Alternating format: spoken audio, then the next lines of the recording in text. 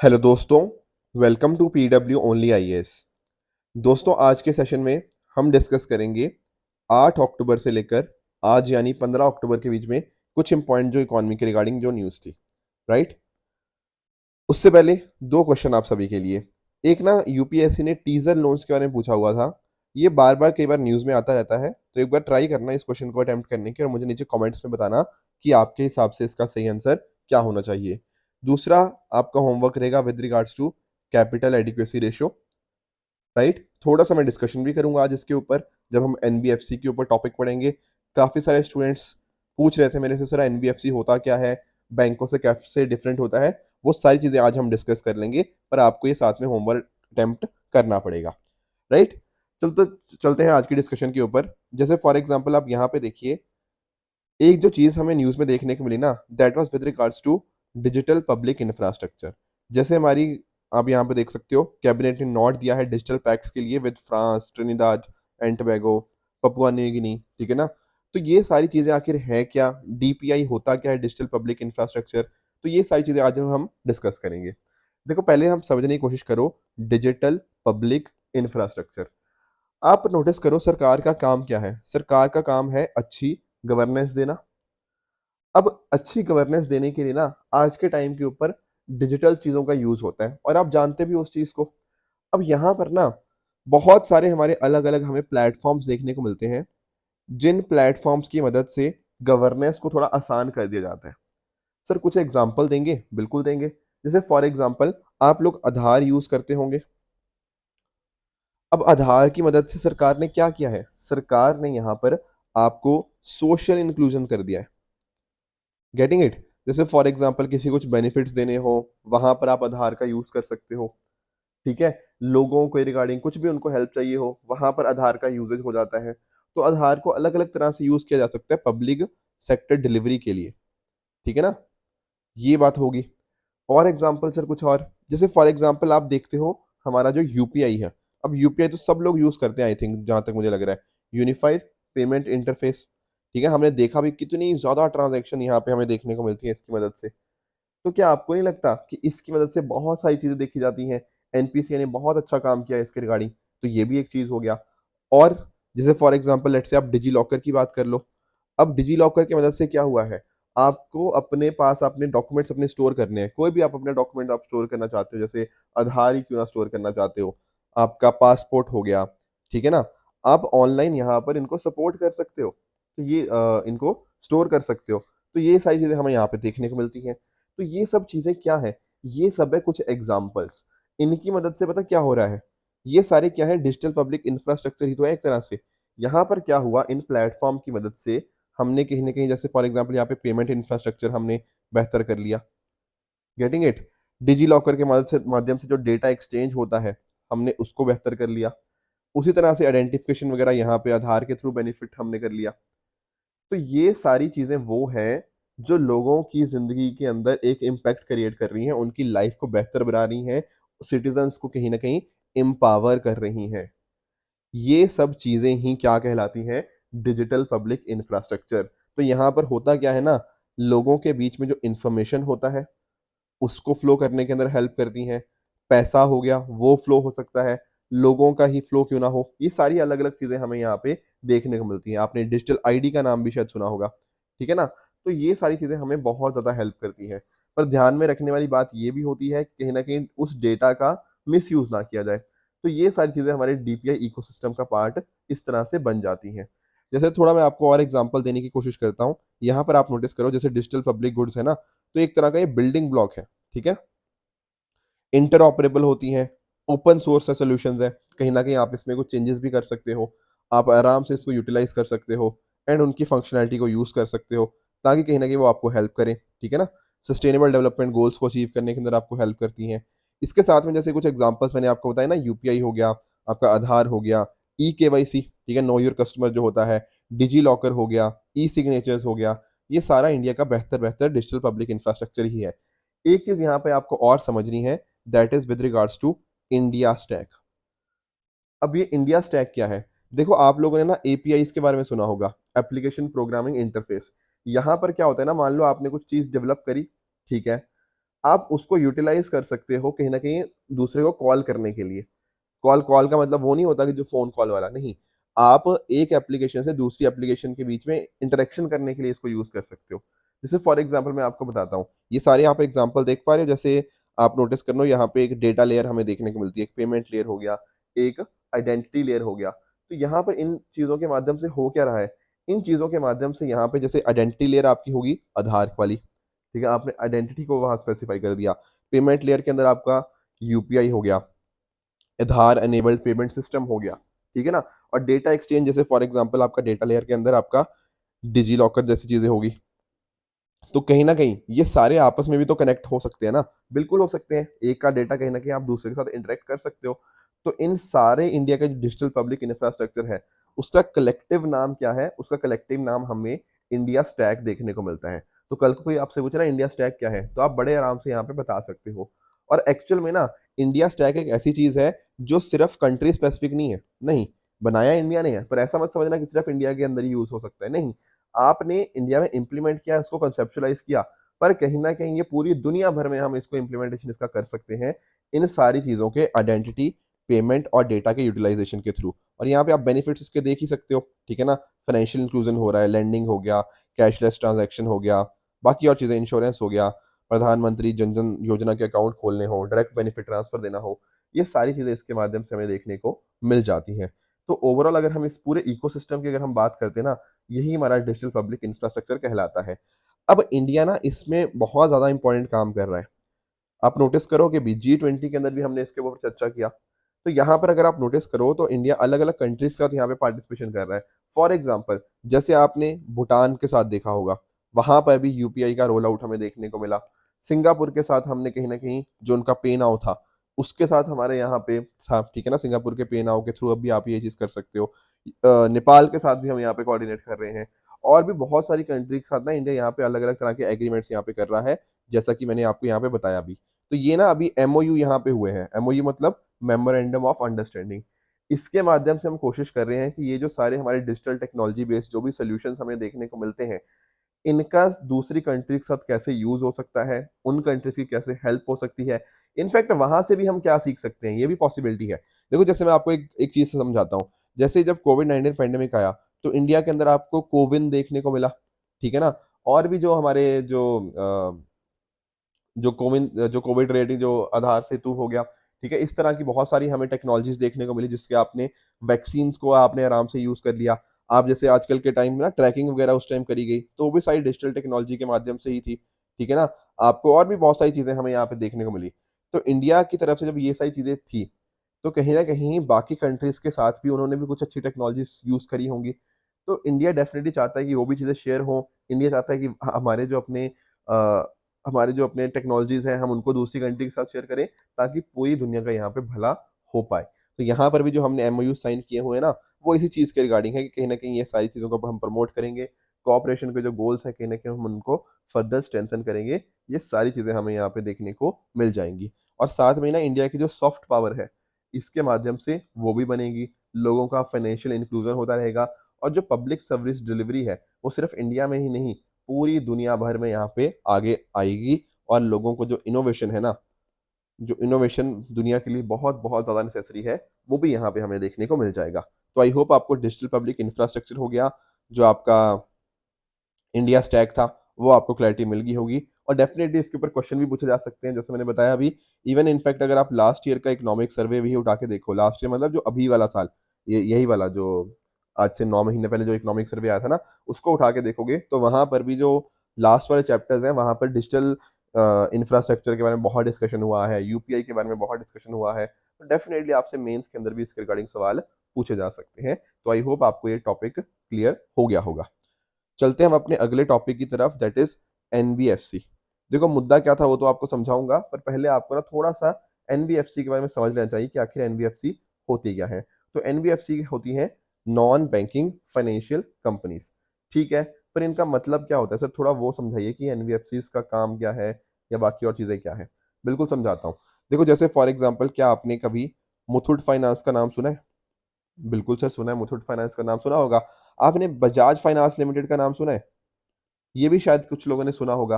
चलो और बताता हूँ, Mahindra and Mahindra financial services. चलो और छोड़ो, ये बाकी इधर एग्जांपल देख रहे हैं, Aditya Birla financial services, Tata capital हो गया, इंडिया बुल होम लोन्स हो गया, ठीक है ना, डीएचएफएल हो गया। ये सारे क्या है, ये सारे की मदद से ना कहीं आप पैसा लोन ले सकते हो।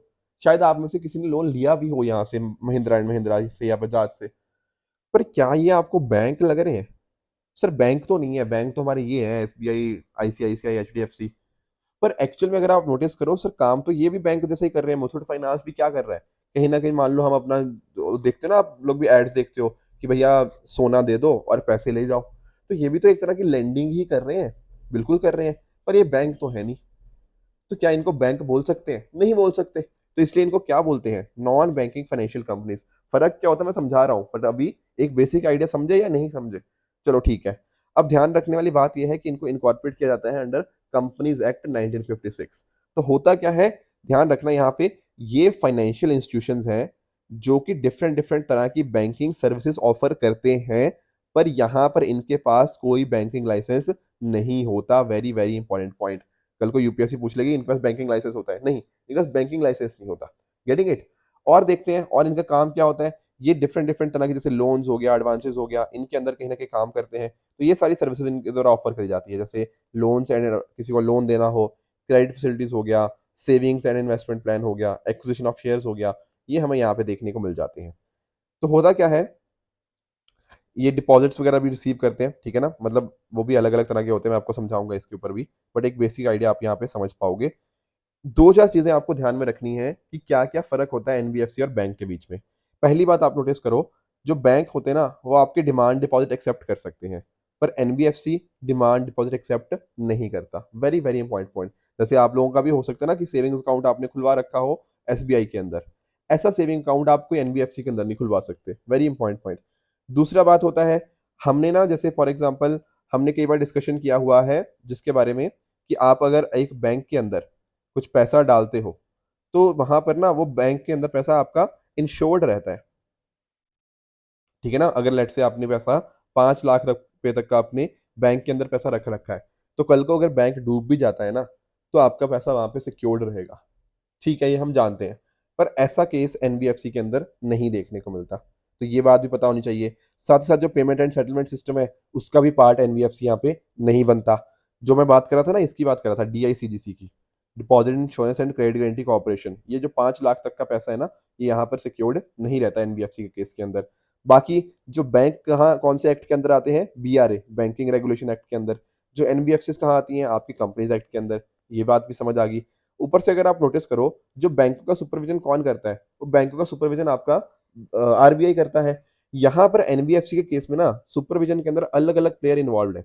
जैसे मैं आपको एग्जांपल देता हूँ, यहाँ पे ये लिखा होगा, हाँ, एनबीएफसी के लिए अलग अलग रेगुलेटर्स हैं। जैसे फॉर एग्जांपल कुछ तो एनबीएफसी आपकी आरबीआई के द्वारा रेगुलेट होती हैं।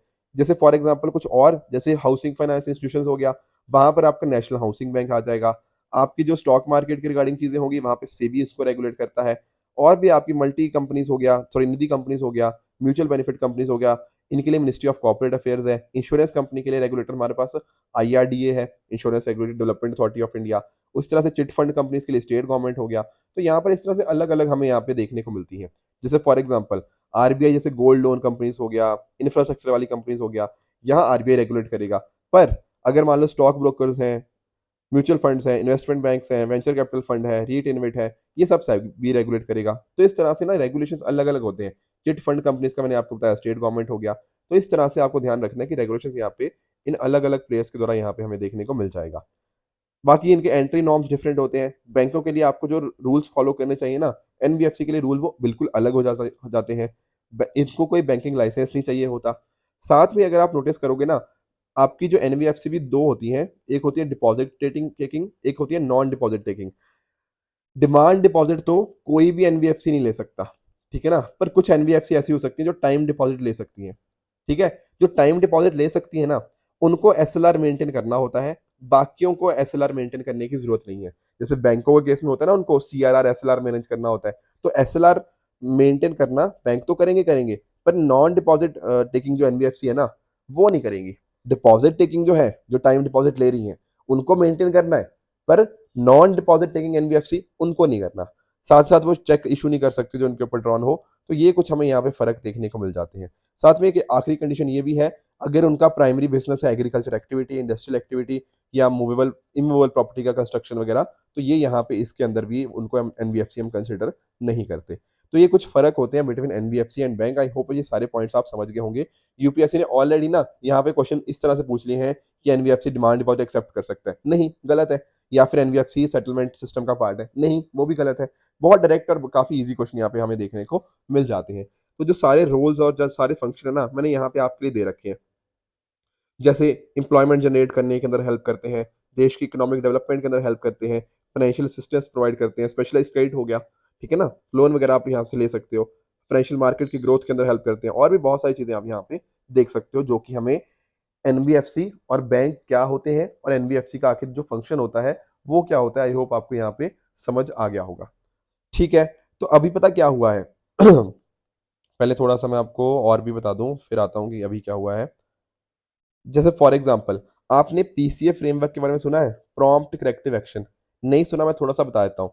हुआ क्या था ना, 2002 के अंदर आरबीआई ने प्रॉम्प्ट करेक्टिव एक्शन को लेकर आई। कहने का मतलब क्या? देखो, जैसे मान लो हमारा बैंक है। अब बैंक की हो सकता है सिचुएशन हो रही हो खराब थोड़ी-सी। तो ऐसे टाइम में कौन उनको बताएगा कि भैया आपकी सिचुएशन खराब है, अपनी सिचुएशन को थोड़ा ठीक कर लो? वो आएगा आपका आरबीआई।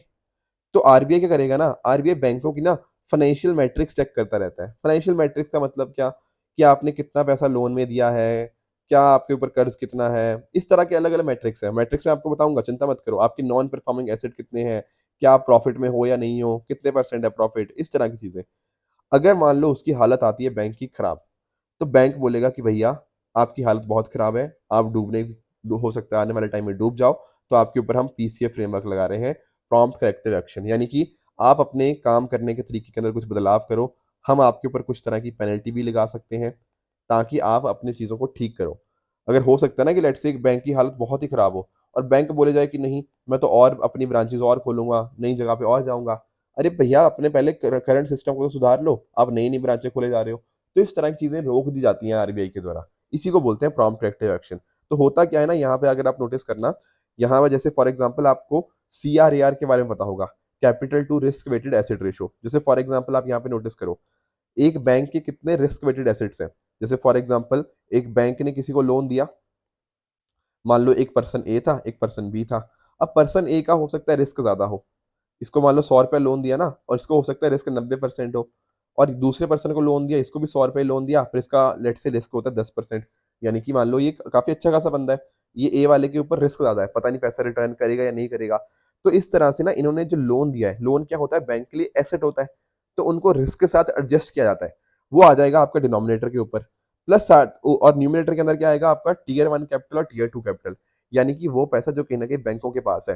जितना ज़्यादा टियर 1 कैपिटल होगा उतनी एक अच्छी बात है। बैंक जो पैसा खुद लेकर आए थे, ठीक है? या फिर कहीं न कहीं उनके जो ओनर्स लेकर आए थे, वो हमें देखने को मिल जाता है। तो यहाँ पर ना ये नंबर जो आना चाहिए ना, ये ज़्यादा आना चाहिए। जितना आपका न्यूमरेटर ज़्यादा होगा और डिनोमिनेटर कम होगा, इसका मतलब क्या है, बैंक की हालत अच्छी है। पर अगर ये नंबर थ्रेशोल्ड से नीचे जाता है, तो इसका मतलब बैंक की हालत खराब है। तो आरबीआई इस पैरामीटर को देखेगा। उसी तरह से आपका आरबीआई देखेगा नेट एनपीए को। अब होता क्या है ना, एक होता है आपका ग्रॉस एनपीए, एक होता है नेट एनपीए। देखो, ग्रॉस एनपीए मतलब टोटल एनपीए। आप जैसे कई बार सुनते हो ना कि मान लो एनपीए, एक बैंक ने लोन दिया था, ठीक है ना? और मान लो ये लोन हो गया कितने का, टोटल सारे जितने भी ऐसे लोन थे, 1 करोड़ रुपए का लोन ऐसा बैंक के पास था, जो उन्होंने किसी हज़ारों लोगों को दिया और वो पैसा वापस नहीं आया। तो मान लो वो था 1 करोड़, ठीक है ना? तो 1 करोड़ को हम क्या बोलेंगे? ग्रॉस एनपीए, जो कि टोटल एनपीए है बैंक का। पर इसमें से आप ऐसा भी तो हो सकता है कि बैंक को पता था कि यार ये इतना पैसा मैंने दिया हुआ है, कल को हो सकता है कुछ पैसा इसमें से वापस ना आए। तो बैंक ने ना अपना सेफ्टी के लिए 10 लाख रुपए अलग से रख लिए थे कि कल को यार ये पैसा अगर वापस ना आए, तो मेरी सिचुएशन खराब ना हो जाए अचानक से। तो मैं 10 लाख रुपया सेफ्टी के लिए अलग से रख लेता हूँ। उस अलग से रखे हुए पैसे को क्या बोलते हैं हम? प्रोविज़निंग करना। तो मान लो अगर उसने 10 लाख रुपए की प्रोविज़निंग कर रखी थी ना, तो एक्चुअल में उसका नेट एनपीए क्या बनेगा? 90 लाख। समझे इस बात को? तो प्रॉम्प्ट करेक्टिव एक्शन के अंदर ना आपका जो आरबीआई है, इस तरह के नेट एनपी को भी देखता है कि एक्चुअल में बैंक का कितना पैसा था जो बैंक ने किसी को दिया, पर उसके पास पैसा वापस नहीं आया, और उसमें से उसने माइनस क्या कर दिया? प्रोविजनिंग, जो पैसा अलग से रखा गया था। तो इसी को बोलते हैं नेट एनपीए। फिर उसको परसेंटेज के टर्म्स में देख लिया जाता है एंड अकॉर्डिंगली देखा जाता है कि बैंक की हालत कितनी अच्छी है और कितनी खराब है। इसी तरह से एक होता है एक एसेट क्वालिटी, जहां पर हम देखते हैं रिटर्न ऑन एसेट्स। एसेट मतलब क्या होता है बैंक के लिए? बैंक के लिए लोन, कि जो आपने भैया लोन दिया, तो नीचे आ गया आपका एवरेज टोटल एसेट, मतलब एवरेज टोटल लोन जो आपने दिए, ऊपर आ गया आपका नेट इनकम। अगर आप लोन दे रहे हो तो उसके ऊपर कुछ पैसे तो कमाओगे, तो कितनी आपकी इनकम है उसके रिगार्डिंग, उसी को बोलते हैं रिटर्न ऑन एसेट, या फिर आपकी एसेट क्वालिटी खराब कितनी अच्छी है या कितनी खराब है। अकॉर्डिंगली क्या होगा, अगर एसेट क्वालिटी खराब हो जाएगी तो उसको पीसीए फ्रेमवर्क के अंदर डाला जा सकता है। सिमिलरली लेवरेज रेशियो को भी देखा जाता है कि बैंक का कितना एक्सपोजर है, उसके कंपैरिजन में कितनी टीयर वन कैपिटल है। तो ये कुछ चीजें यहाँ पे अकॉर्डिंगली देखी जाती हैं बैंक के, मतलब आरबीआई के द्वारा। अब उस हिसाब से ना इनको देखा जाता है कि भैया आपका रिस्क कितना है, रिस्क थ्रेशोल्ड कितना है। जैसे चारों पैरामीटर मैंने आपको बताया ना, capital to risk weighted asset ratio हो गया, आपका नेट एनपीए हो गया, प्रॉफिटेबिलिटी कैसी है, लेवरेज टियर कितना है। अकॉर्डिंगली ये नंबर्स आपको ध्यान नहीं रखने, पर होता क्या है ना, नंबर्स के हिसाब से देखा जाता है कि आपका रिस्क कितना ज्यादा है। जितना ज्यादा रिस्क होगा उस हिसाब से आपके ऊपर कुछ पेनल्टीज लगाई जाएंगी, आपके ऊपर कुछ रिस्ट्रिक्शंस लगाई जाएंगी, ताकि आप कहीं ना कहीं अपने नंबर्स को बेहतर करो। एंड तब वो रिस्ट्रिक्शंस हटाई जाएंगी, ताकि अचानक ऐसा ना हो कि एक दिन हमें पता लगता है यार बैंक तो डूब ही गया अचानक से। नहीं, उससे पहले ही आपको कुछ प्रॉम्प्ट करेक्टिव एक्शंस ले लेने चाहिए। इसी का मतलब क्या होता है, पीसीए फ्रेमवर्क। आई बात समझ में? ठीक है। तो ये चीज ना बैंकों के लिए थी, ठीक है। पर पिछले कुछ टाइम के अंदर हुआ क्या, ये सेम चीज हमारी एनबीएफसी के लिए भी इंट्रोड्यूस कर दी गई। Getting the point? तो उनके भी यहाँ पे हमें आजकल जो न्यूज में भी देखने को मिलता है वो यही है कि आरबीआई के द्वारा ना जो पीसीए फ्रेमवर्क था, वो गवर्नमेंट की जो एनबीएफसी होती हैं उनके लिए यहाँ पे एक्सटेंड कर दिया गया है। तो यहाँ पर क्या होगा, जहां पर भी हमें कुछ तरह का फाइनेंशियल स्ट्रेस देखने को मिलेगा या फिर प्रॉफिटेबिलिटी के रिगार्डिंग कुछ क्वेश्चन मार्क मिलेंगे, तो उसको यहाँ पे एनबीएफसी के लिए भी एक्सटेंड कर दिया जाएगा। आपको बहुत ज्यादा डिटेल में जाने की जरूरत नहीं है। वहां पे कुछ ना नंबर्स दिए हुए हैं कि 1000 करोड़ से कम हो तब इतना रिस्ट्रिक्शन है, और इतने से हो तो इतना रिस्ट्रिक्शन है। Those numbers are really not important for you. आपके लिए इंपॉर्टेंट है ये प्रॉम्प्ट करेक्टिव एक्शन को समझना। ये सारी जो मैंने आपको टर्म्स बताई है ना, capital to risk weighted asset ratio हो गया, आपके लिए नेट एनपीए हो गया, एसेट क्वालिटी हो गया, लेवरेज रेशियो हो गया, ये सारे टर्म्स आपके लिए इंपॉर्टेंट है, क्योंकि वो नंबर्स तो ऐसे होंगे कि 500 करोड़ के लिए ये है, 1000 करोड़ के लिए इतना है। That is not important for the your exam perspective. But I hope आपको ये भी समझ आ गया होगा कि एनबीएफसी होते क्या है, plus at the same time prompt action क्या होता है, और बहुत सारी जो फाइनेंशियल की टर्मिनोलॉजीज होती हैं वो भी आप समझ गए होंगे। मुझे पता है, देखो ये टर्म्स ना काफी टेक्निकल है, पर मैं हमेशा आपको बताता हूँ कि टेक्निकल टर्म्स समझ जाओगे तो बहुत आसान आपको इकोनॉमी लगने लग जाएगी। एंड आई होप आज के सेशन में भी आपको यही चीज समझ भी आई होगी। अब देखो, पिछले हफ्ते मैंने आपको दो क्वेश्चन दिए थे। एक क्वेश्चन था कि अगर मान लो इन्फ्लेशन बहुत ज्यादा होती है तो आरबीआई क्या करता है, गवर्नमेंट सिक्योरिटीज को बाय करता है। बहुत सिंपल चीज है, जैसे मान लो यहाँ पे है आरबीआई और यहाँ पे मान लो हमारी जो मार्केट है। अगर मान लो आरबीआई ने गवर्नमेंट सिक्योरिटीज बाय करी, तो गवर्नमेंट सिक्योरिटीज आ गई आरबीआई के पास, बिल्कुल ठीक है।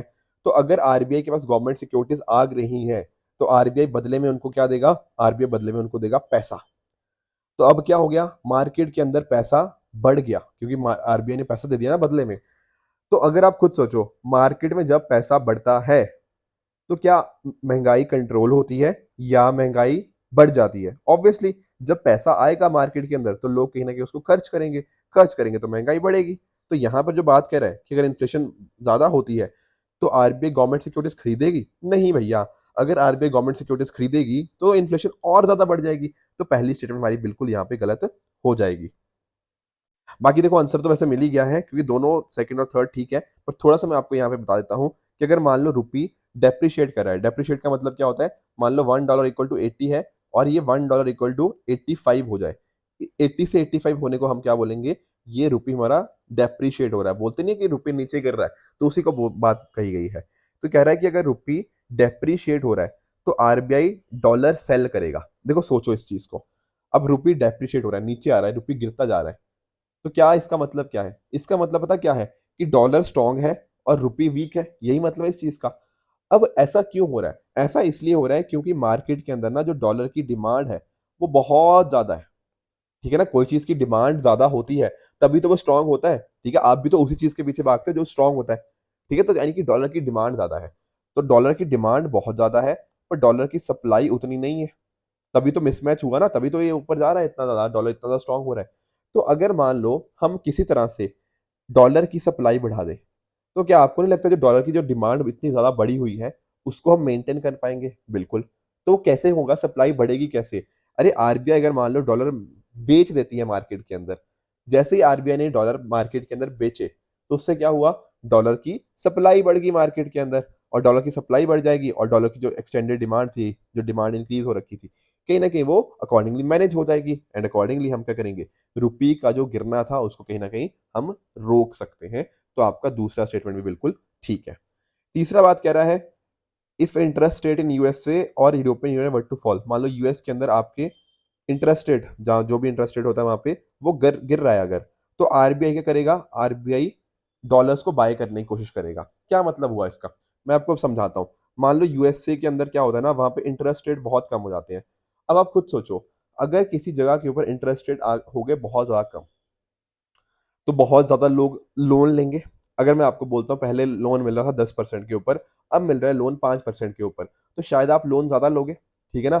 अब आपके पास पैसा आ गया आपकी जेब के अंदर, बहुत सारा पैसा, आपने लोन ले लिया, जैसे भी आपने कहीं न कहीं पैसा आपकी जेब में आ गया। अब आप सोचोगे यार इस पैसे का करें क्या? तो बहुत सारा पैसा क्या होगा, इसमें से बहुत सारा पैसा हो सकता है इंडिया में इन्वेस्ट हो जाए। ठीक है ना? उनको लगता है यार यहाँ पे हमें 5% से हमने लोन ले लिया है, अब इस पैसे को यहाँ हम डालते हैं कहाँ पे? हम इंडिया में डाल देते हैं। या फिर ऐसा सोचो, अगर इंटरेस्ट रेट कम है तो इनको अगर बैंक इनके पास अगर पैसा है किसी पर्सन के पास, तो उसको लगता है यार अगर बैंक में डालूँगा सिर्फ 5-6% मिलेगा, मैं इसको इस पैसे को इंडिया में डाल देता हूँ। तो आप समझ पा रहे हो, किसी भी तरीके से जब भी कहीं न कहीं इंटरेस्ट रेट कम होंगे ना दूसरी कंट्रीज़ के अंदर, तो वो पैसा घूम फिर के हमारी इंडिया जैसी डेवलपिंग कंट्रीज़ के अंदर आएगा। वो सोचेंगे कि अच्छा खासा हमें पैसा चाहिए, तो चलो इंडिया में इन्वेस्ट करते हैं। तो जब इतने सारे लोग सोचेंगे यार इंडिया में इन्वेस्ट करो, इंडिया में इन्वेस्ट करो, इंडिया में इन्वेस्ट करो, तो क्या होगा? क्या बहुत सारे जो डॉलर्स होंगे, वो इंडिया में नहीं आ जाएँगे? बिल्कुल, इंडियन मार्केट में डॉलर्स बहुत ज़्यादा बढ़ गए। और खुद सोचो, जब डॉलर बहुत ज़्यादा बढ़ जाएँगे, तो जो हमारी डॉलर और रुपए के बीच के नंबर्स होते हैं, वो गड़बड़ नहीं हो जाएँगे? बिल्कुल हो जाएँगे। तो कहीं न कहीं ना जो एक्सेसिव सप्लाई ऑफ डॉलर्स आ चुकी है मार्केट के अंदर, हमें उस एक्सेसिव सप्लाई को कहीं न कहीं कम करना पड़ेगा। कम करना पड़ेगा तो कैसे करेंगे? भैया आरबीआई डॉलर्स को खरीद लेगी। जो बढ़े हुए डॉलर्स हैं, उसको अगर आरबीआई ने खरीद लिया, तो डॉलर की जो एक्सेसिव सप्लाई थी, वो मैनेज हो जाएगी ना। तो ये बात भी ठीक है। तो देखो बहुत प्योरली लॉजिकल क्वेश्चन था। वैसे तो पहला स्टेटमेंट गलत करते ही आपका आंसर आ गया था, पर मैंने तीनों-तीनों स्टेटमेंट आपको समझा दिए हैं कि क्यों सही है कोई स्टेटमेंट एंड क्यों गलत है। तो यहाँ पर इसका सही आंसर बनेगा option number B, 2 and 3 only. इसी तरह से लॉजिकली सोचना स्टार्ट कर दो।